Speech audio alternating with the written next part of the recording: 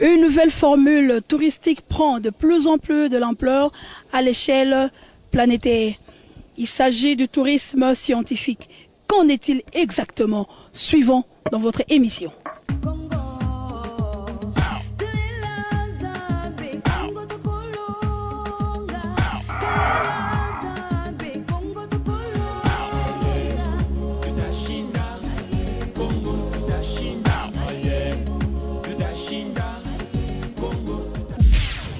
Un pays pittoresque, une beauté touristique immense, le deuxième poumon mondial après l'Amazonie.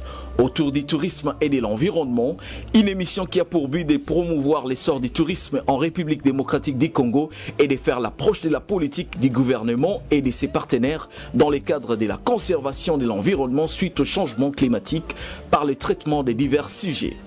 Opérateurs touristiques, membres de l'ONG nationale ou internationale, politiques, vous qui aimez et tenez à la conservation de la nature, vous qui voulez vivre dans un environnement sain, autour du tourisme et de l'environnement, ADTE, un cadre idéal d'expression pour faire entendre votre voix. Contactez-nous au 089 89 89 964. À très bientôt sur votre chaîne KISS.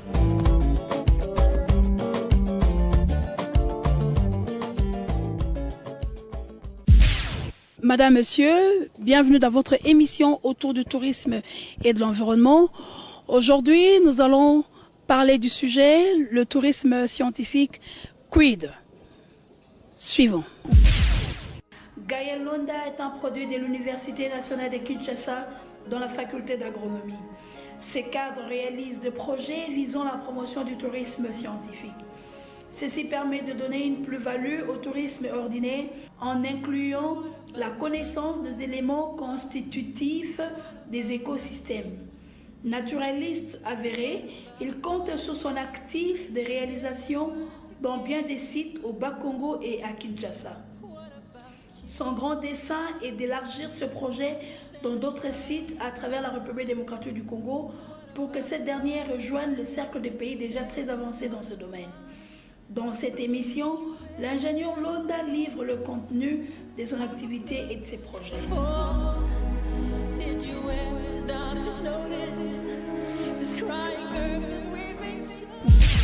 Ingénieur Gaël Londa, bienvenue. Merci. En fait, aujourd'hui, nous allons parler du tourisme scientifique, mais je voulais d'abord savoir, c'est quoi le tourisme, d'une manière générale? D'une manière générale, je dirais, le tourisme est le fait de voyager, de parcourir ou simplement de visiter pour son plaisir un lieu autre que celui où l'on vit habituellement. Alors d'une manière laconique, en quoi consiste le tourisme scientifique? Oui, il faut dire par là que une nouvelle formule touristique, qui est le tourisme scientifique, connaît depuis quelques années un succès grandissant dans plusieurs pays d'ailleurs, sauf peut-être chez nous. Alors, ce type de tourisme adopte des approches plus pragmatiques permettant aux touristes non seulement d'apprendre, mais aussi de comprendre, de découvrir le fonctionnement de la nature à travers ces fascinants écosystèmes. Voilà. C'est quoi en fait? Quand vous parlez d'une approche pragmatique, qu'est-ce que vous voulez parler par là? Qu'est-ce que vous voulez dire par là? Oui, l'approche pragmatique, c'est-à-dire les touristes apprennent de lui-même sur l'environnement, sur les écosystèmes, sur leur fonctionnement, sans forcément être accompagné d'un guide touristique oui, qui est employé dans les sites en question. Donc c'est un peu ça l'approche pragmatique du tourisme scientifique. Mais à vous entendre parler, c'est comme si le tourisme scientifique fait appel aux scientifiques, puisqu'il y a l'objectif scientifique qui est à la fin. À entendre parler, on croirait directement que le tourisme scientifique intéresse particulièrement les scientifiques. Moi, je dirais, le tourisme scientifique intéresse tout le monde et n'importe qui. Puisqu'il ne faut pas perdre de vue qu'à ces jours, les questions liées à l'environnement, à la conservation de la biodiversité, au développement durable, ces questions concernent tout le monde sans distinction.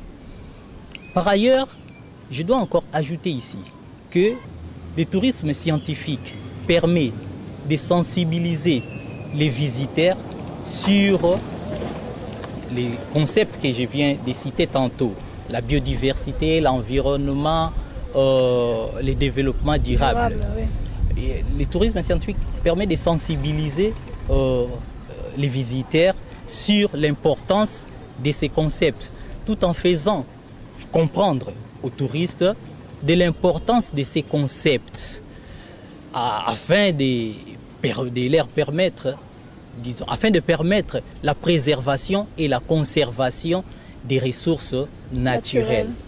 Et à ce titre, le tourisme scientifique devient donc un outil de communication dans la satisfaction de la curiosité des touristes. Alors, mais il ne faut pas que le touriste qui vient visiter un endroit pour faire, en fait, il fait un tourisme scientifique, ça ne nécessite pas forcément un scientifique, c'est ça? Oui, c'est ce que j'ai dit. Donc, le tourisme scientifique, disons, permet, en permettant cette sensibilisation-là, au fait, le touriste lui-même parviendra à comprendre que l'expression la plus haute et la plus significative de nos valeurs intrinsèques se trouve dans la manière dont nous traitons avec respect et considération la nature ainsi que les ressources naturelles que l'on trouve, disons.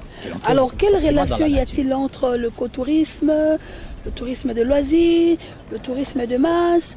C'est-à-dire, quelle est cette relation par rapport au tourisme scientifique? Y a-t-il une relation? Exact, il y a une relation. La relation se limite dans le fait de découvrir. Okay. Donc, dans tous ces types de tourisme, oui, on finit par découvrir.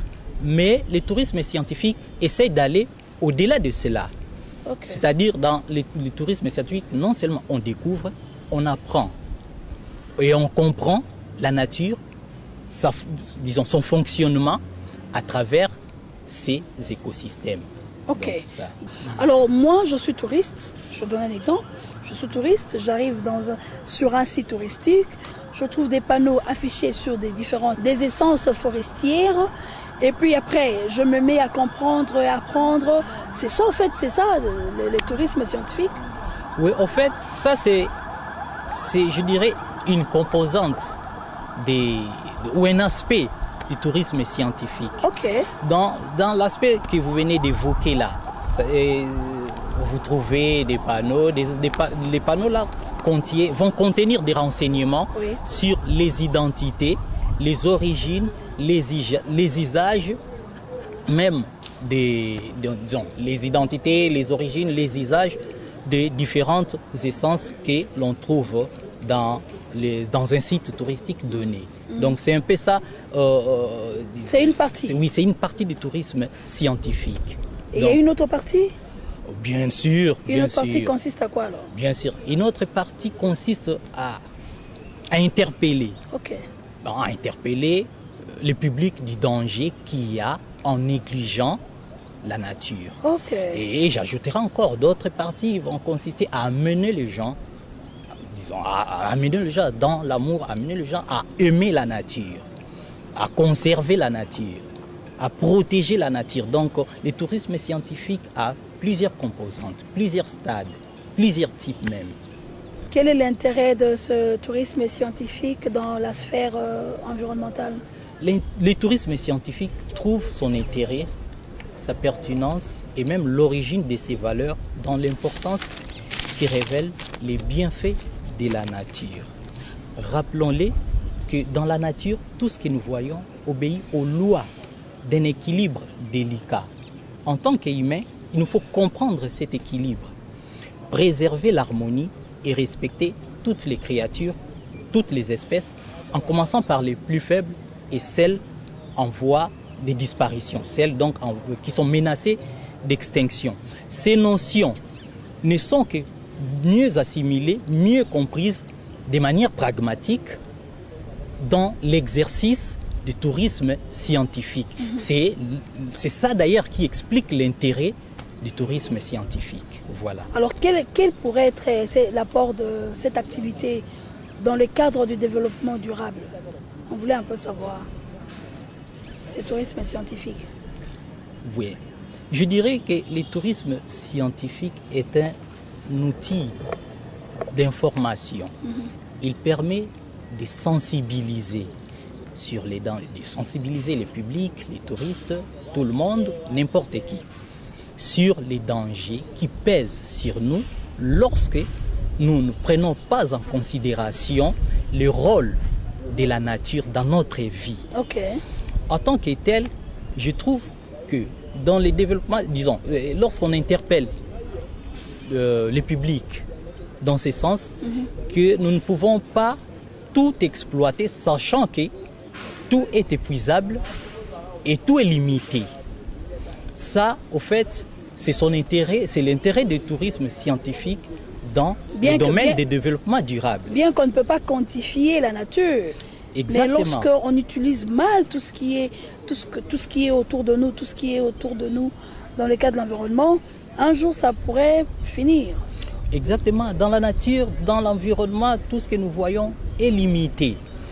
Lorsque quelqu'un arrive dans un site touristique, certainement à travers ce que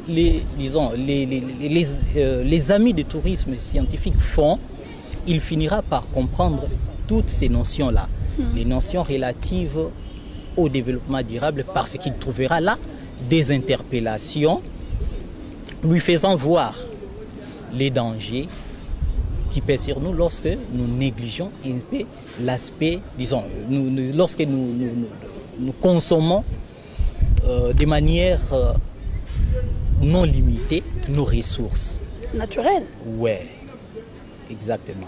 Madame, Monsieur, aujourd'hui, dans le cadre de votre émission autour du tourisme et de l'environnement, nous avons reçu pour vous l'ingénieur Gailonda, qui est un ingénieur agronome, naturaliste, avec qui nous sommes en train de parler du tourisme scientifique. Nous allons continuer avec l'ingénieur, mais d'abord nous vous proposons de suivre cet élément.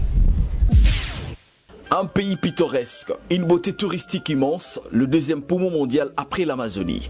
Autour du tourisme et de l'environnement, une émission qui a pour but de promouvoir l'essor du tourisme en République démocratique du Congo et de faire l'approche de la politique du gouvernement et de ses partenaires dans le cadre de la conservation de l'environnement suite au changement climatique par le traitement de divers sujets. Opérateurs touristiques, membres de l'ONG nationale ou internationale, politiques, vous qui aimez et tenez à la conservation de la nature, vous qui voulez vivre dans un environnement sain, autour du tourisme et de l'environnement, ADT est un cadre idéal d'expression pour faire entendre votre voix. Contactez-nous au 089 89 89 964. À très bientôt sur votre chaîne KISS.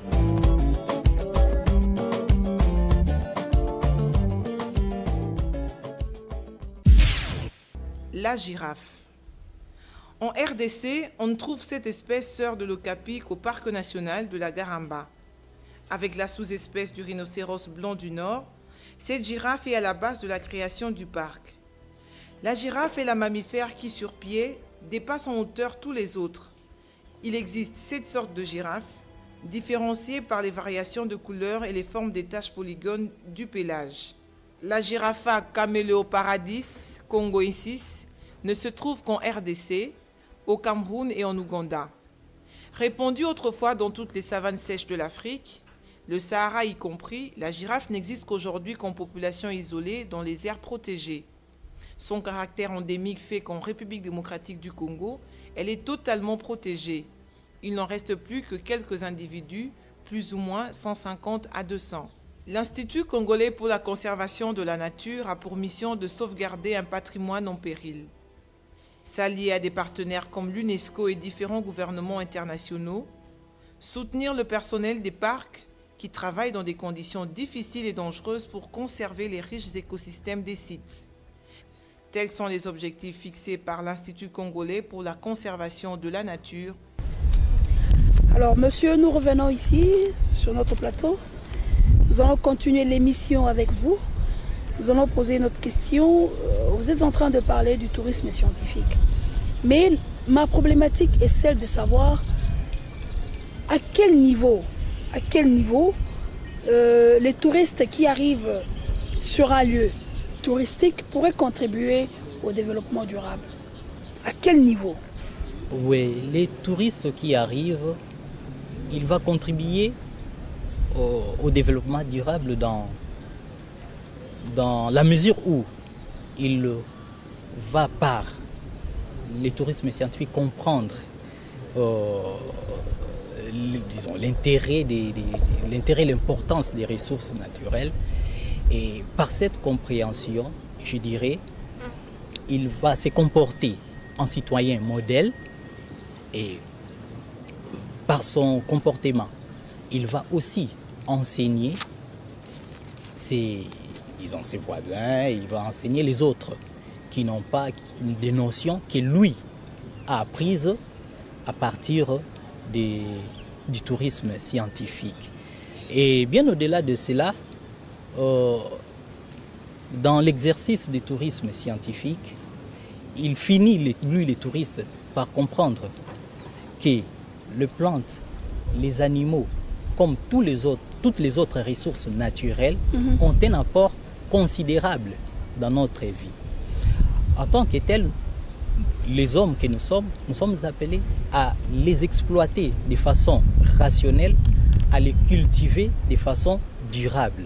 Ceci correspond à faire à la fois la défense de nos intérêts et la promotion de nos vraies valeurs, puisqu'après tout, notre survie est liée à celle des autres organismes, quels qu'ils soient, de quel règne que soient-ils, avec lesquels nous partageons les mêmes environnements. Et celui-là les touristes qui a compris tout ça, certainement il va se comporter en citoyen du modèle tel que je viens de le dire et fera à son tour connaître ces notions aux autres qui ont manqué l'opportunité de faire ce que lui a fait. Voilà un peu sa contribution lorsqu'il a bien assimilé ces notions dans le développement durable. Nous espérons que vous êtes expérimenté en la matière.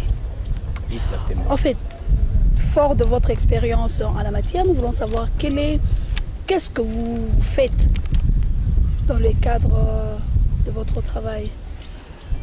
Moi, en tant qu'ingénieur agronome naturaliste, des formations, des professions, je réalise des projets dans les domaines du développement durable, de la conservation de la biodiversité, dans le domaine de l'environnement, dans la promotion même du tourisme scientifique. Vous le réalisez comment? Oui, je mets au fait à la disposition du public des notions relatives à l'identification et à la bonne appréciation des ressources tant floristiques, des ressources naturelles en général, que l'on trouve dans un site touristique donné. C'est un peu ça les réalisations que je fais. Vous arrivez sur un site, vous commencez à identifier, ça se passe comment? Dites-nous exactement comment vous le faites. Au fait, si vous allez dans la plupart des sites touristiques dans notre pays, vous trouverez que les ressources qu'il y a là suffisent seulement, disons, les ressources que vous trouverez dans ces sites font simplement l'objet du décor naturel de l'espace. Les différentes essences que nous trouvons. Exactement. Ok. Ces essences ne font tout simplement que le décor naturel du site en question. Alors que dès la première vue, on s'aperçoit qu'un travail de taxonomie, c'est-à-dire taxonomie. Taxonomie, c'est-à-dire identification, classification, nomenclature. Là, c'est la botanique. Exactement. Okay. Un travail de taxonomie donnerait à ces sites une valeur ajoutée d'aspect scientifique. Alors, nous trouvons que pour sortir de l'ordinaire, donc nous ne pouvons pas limiter le tourisme à la simple observation du paysage. D'où l'important pour nous est sortir de l'ordinaire, d'opérer les changements, d'innover dans ce domaine du tourisme et aussi d'élargir de manière significative les domaines de définition de ces concepts nobles qui est le tourisme. Donc c'est un peu ce que je réalise. Au fait, par des projets que je fais, j'essaye d'apporter des notions liées à la botanique, à l'écologie, à la phytosociologie. Et par ces notions, les touristes qui seront, disons, les passionnés du tourisme finiront par avoir la connaissance dont ils vont dégager les renseignements sur la bonne appréciation, je l'avais dit, la bonne appréciation des ressources naturelles, sur les microclimats du site concerné, des notions, disons, la connaissance sur l'amour même de la nature. Donc, mon projet consiste à faire aimer, en quelque sorte, le tourisme, la nature, et disons, apporter une valeur ajoutée dans ces domaines qui est le tourisme. Donc, c'est un peu ça. Alors, vous avez déjà réalisé plusieurs projets? Oui, ces projets. Quels sont les projets déjà réalisés qu'on peut palper? Oui, ces projets. Si aujourd'hui vous nous envoyez quelque part, nous allons trouver ce que vous avez déjà réalisé. Exactement. Je réalise ces projets, je l'ai dit, je l'ai déjà réalisé. Ce type de projet, je l'ai déjà réalisé. Identifié, par exemple, à la Silou, au parc résidentiel de la Silou. C'est d'ailleurs là que le projet que je réalise s'est réalisé pour la première fois son apogée. Okay. Parce que ce site, je l'ai transformé, après réalisation de mon projet, je l'ai transformé en un véritable, disons, en un site touristique de haute portée. Si vous y allez, vous trouverez mon nom, vous trouverez les panneaux que j'ai laissés sur différentes essences floristiques, différentes essences qu'il y a là-bas, vous le trouverez. Et j'ajouterai encore que ce projet a un intérêt particulier dans la mesure où, dans un avenir proche, notre pays va recevoir le sommet mondial de la francophonie. Or, le thème de ce sommet met l'accent sur l'environnement et le tourisme. Et alors, lorsque nous allons réaliser ces projets dans différents sites, nous trouverons que les retombées seront dans tous les niveaux. Les niveaux économiques, les niveaux culturels, également les niveaux sociaux, les niveaux sociaux, les niveaux scientifiques même. Surtout. Parce qu'il s'agit là du tourisme scientifique. Mais est-ce que vous avez déjà introduit votre projet à la direction chargée de l'environnement au sein de cette organisation de la francophonie pour demander à ce que les différents sites touristiques que les gens vont aller, les touristes iront visiter, puissent être transformés à un site où il y aura du tourisme scientifique? Exactement. Est-ce que vous avez écrit? C'est ce que je voulais savoir. Bon. Puisque la francophonie, c'est dans quelques jours, hein, dans quelques semaines. Exactement. J'évolue un peu en solo, mais disons ce que j'ai fait, bien qu'en solo, à Kin, j'ai contacté et réalisé ce projet au parc animalier de Lola Bonobo en Sélé. J'ai contacté aussi du site Jardin d'Éden pour demander, nous voyons comment nous allons réaliser ces projets chez eux. Une façon de d'embellir davantage leur site touristique. Maintenant, à ce qui concerne la francophonie, là, je n'ai pas encore entré en contact avec les organisateurs de la francophonie pour voir dans quelle mesure ils peuvent accepter de soutenir la réalisation de ces projets. Donc, pourquoi vous ne l'avez pas fait? Bon. Parce que vous ne voulez pas, que vous ne croyez pas en vous-même, parce que vous avez peur que votre projet soit rejeté, parce que vous pensez que ce n'est pas vraiment le moment opportun, ou bien vous n'êtes pas branché, vous n'avez pas de parapluie. Dites-nous. Les téléspectateurs, ils veulent savoir pourquoi pas. Parce que c'est un bon projet. Il faut que les gens apprennent Exactement, il faut que les gens apprennent. Oui, mais pourquoi vous ne l'avez pas fait? Bon, en vrai dire... Il n'y a pas de parapluie. En vrai dire, je ne sais pas encore qui s'occupe de l'organisation de ces, disons, qui s'occupe, qui a dans ses charges l'organisation de la francophonie, surtout à ce qui concerne le tourisme. Puisque vous êtes en train de parler du tourisme scientifique, vous êtes fort en la matière. Nous voulons savoir quelles sont les différentes expériences que vous avez connues dans le cadre de ces domaines.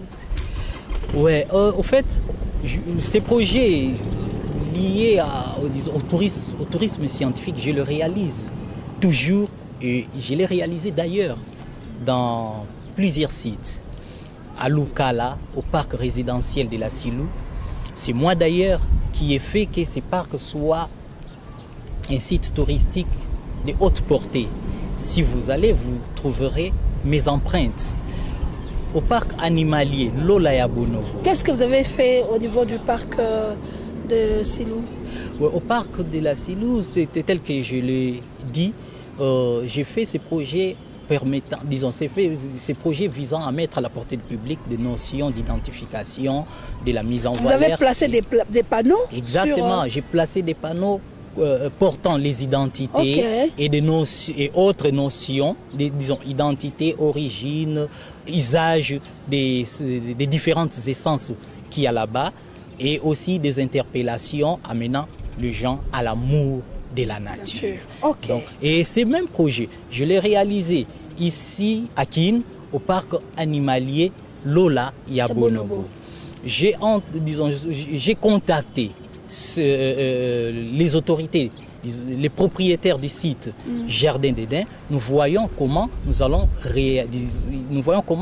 arriver à concrétiser la réalisation de ces projets là-bas. J'ai contacté les responsables du parc animalier d'Elancélé. Nous voyons encore avec ces responsables comment nous allons réaliser ces projets là-bas. Mais le problème auquel je suis bité, c'est que j'évolue seul. Alors je profite... Donc vous n'avez pas de partenaire? Je n'ai pas de partenaire, j'évolue seul et ces projets parfois je les réalise avec mes faibles moyens. Vous voyez un peu, un projet de telle importance, allais-je dire, les réaliser avec mes faibles moyens, je serais forcément limité. Alors je lance un appel à tous ceux-là qui sont intéressés par la chose. Qui ont des sites touristiques. Et ceux-là qui ont des sites, évidemment, ceux-là qui ont des sites touristiques, mais qui manquent l'aspect tourisme scientifique. Ok. J'aimerais contacter ceux-là pour qu'enfin on puisse voir comment je peux réaliser ces projets dans leur site touristique. D'ailleurs, ça sera une façon de mettre en valeur les sites touristiques en question et de promouvoir les tourismes scientifiques. Mais nous voyons dans pratiquement un mois, il se tiendra en République démocratique du Congo, précisément à Kinshasa, le 14e sommet de la francophonie. Et tous ces touristes qui viendront, après qu'il y ait la conférence, après tout ce qu'il y aura, ils vont aller visiter nos différents sites touristiques que nous avons ici en République démocratique du Congo. Alors, je voulais un peu demander, l'ingénieur Gaïlonda, vous n'avez pas contacté les commissariats de la francophonie pour soumettre votre projet, pour qu'on puisse aussi rendre scientifique les différents sites touristiques que nous avons? Comme ça, à l'occasion, il y aura aussi ce tourisme scientifique. Au fait, ce que j'ai fait, c'est la vraie façon de vulgariser. Ce que nous faisons, c'est la vraie façon de vulgariser ce tourisme scientifique. Et j'avais dit que je profite pour lancer un appel aux partenaires. Sûrement, allez-y. Sûrement, ceux qui nous suivent, ils vont comprendre l'intérêt de cela. Non, vous n'avez pas contacté le commissariat de la francophonie parce que vous évoluez seul. Vous n'avez pas de partenaires. Alors que vous voulez que tous les sites aussi puissent connaître l'aspect du tourisme scientifique. Vous n'avez pas contacté la francophonie pour demander à ce que tous les différents sites touristiques que le touriste va visiter puissent être aussi des touristes, puissent connaître aussi les tourismes scientifiques en identifiant les différentes espèces qui s'y trouvent. Non, je n'ai pas encore contacté. Pourquoi vous ne l'avez pas fait? Je n'ai pas contacté pour la bonne simple raison, je n'ai pas la connaissance sur les organisateurs de cela. D'ailleurs, je vais me renseigner pour voir comment contacter ces gens et leur expliquer les bien fondés de ces projets. Sûrement, ils comprendront et ils soutiendront la réalisation de ces projets. Ah, dans ces cas, il faut écrire. Alors, nous passons à une autre question. D'après vous, nous voulons savoir, Monsieur Gaye, l'ingénieur Gaye, comme qu'on vous appelle, quel est l'avenir de ce tourisme scientifique en République démocratique du Congo, précisément? Bon, pour parler d'abord de l'avenir du tourisme scientifique, j'aimerais commencer par parler de l'avenir du tourisme. Ouais.